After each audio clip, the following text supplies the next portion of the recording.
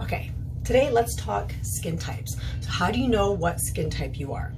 So some people come into to see me and they say, oh, I have really dry skin, and they start explaining the kind of things that are going on with their skin, and maybe it's not necessarily dry skin. It's more of a normal skin.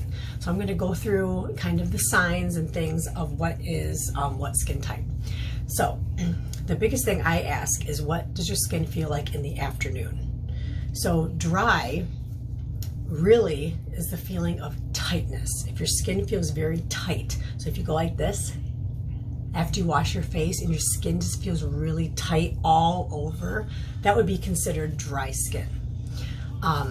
Throughout the afternoon, if your skin still feels like that after using moisturizer, 3 o'clock in the afternoon, you still feel very, very tight all over the face, that's going to be dry skin. So you'd be more of a skin type 1 if it's just extremely dry all over the place.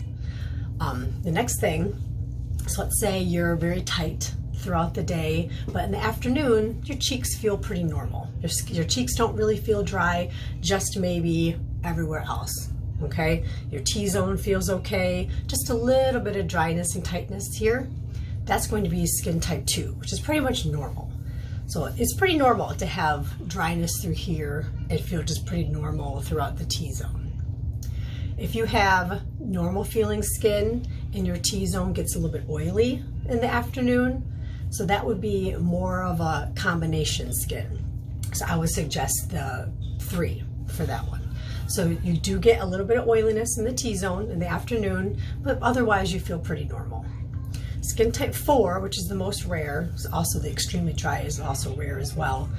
Skin type 4 would be oily everywhere. Like no matter what you do, you just feel really, really oily. Throughout the day, the T-zone, even your cheeks are oily. That would be a skin type 4. So that's pretty rare to have skin that's that oily. So that's your basic breakdown of skin types. A couple things.